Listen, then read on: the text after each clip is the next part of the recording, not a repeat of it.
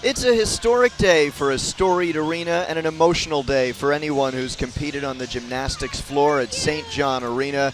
Welcome everybody to Columbus and this over 60-year-old gem. I'm Andrew Luftglass alongside former Buckeye gymnast Paris McGee Jr. And today, number 22 Ohio State hosts the Bowling Green State University Falcons, and it's the last women's gymnastics meet at St. John before the team moves to the new Covelli Center next season.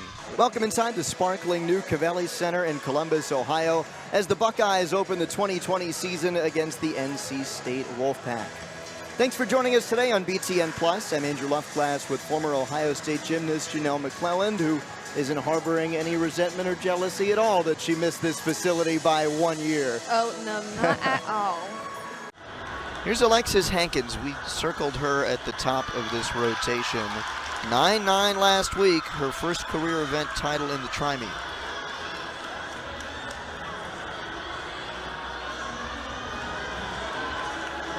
She nailed this triple series last week.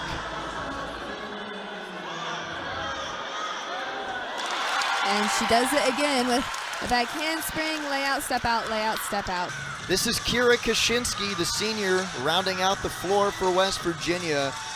Went 9.975 last week, and a really cool story. We've talked about choreography a lot. Kaylin Millick responsible for West Virginia's choreography. Kira and Kaylin started picking out the music for this floor routine last year. Kira wanted to do a throwback routine. She and Kaylin came in with ideas, and they made up the routine, Paris, on the spot in the gym. Her dismount, round off 1.5 with a stuck landing. This more than anything is why Minnesota's deadly on beam. Anna Loper has not scored under a 9.8 this year on this event. She's in the 3 spot, and in your first 2 spots you got a 9.875 and Ivy Lou just hitting a 9.925.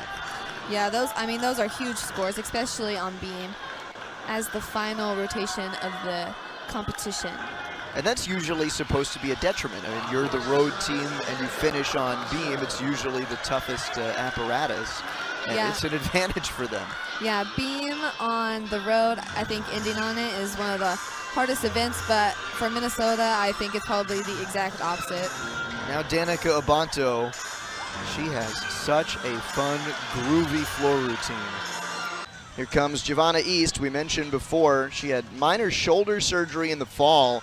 Didn't swing bars in the beginning of the year, and so she's using this Tkachev release move to kind of minimize the pressure on her shoulder, Paris. Full turn, the dreaded full turn. Took a little bit of a wobble. And there's her favorite move. She'll do that moonwalk on beam and floor. That's perfect for retro night. Oh yes, definitely. And a little false start on her floor routine, so we'll press rewind.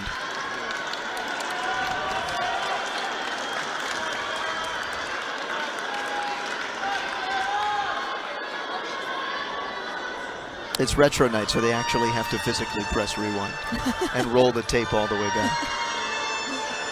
Well, West Virginia gets the artistry and the performances they needed in this third rotation on the floor. Ohio State with a masterful beam performance, though, and they lead after 3 rotations, posting 2 9.9 pluses. Jamie Stone with that 9.925. Colby Miller, the freshman, anchoring with a 9.9. And as much as West Virginia has done on the floor, Kira Kaczynski with a 9.875, they still trail the Buckeyes as we head into our 4th and final rotation in Columbus on BTN Student U.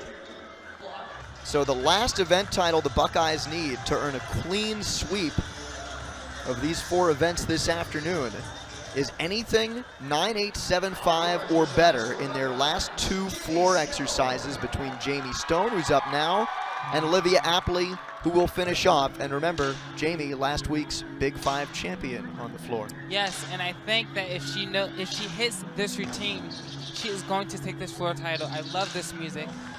Jamie Stone needs a 9.8 or better for a tie of the all-around title, which would be her 3rd all-around event title this year. She already has the beam title, and she needs a 9.875 or better in order to also collect the floor exercise event title. We'll see what the judges throw for her.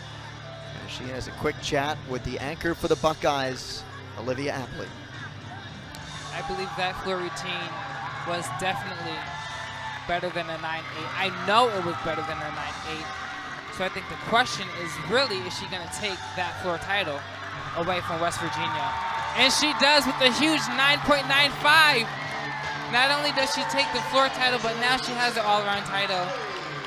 Floor title, beam title, all-around title, career high tying 9.95 on the floor exercise to finish it off for Jamie Stone. And now Olivia Apley to finish off this competition for the Buckeyes.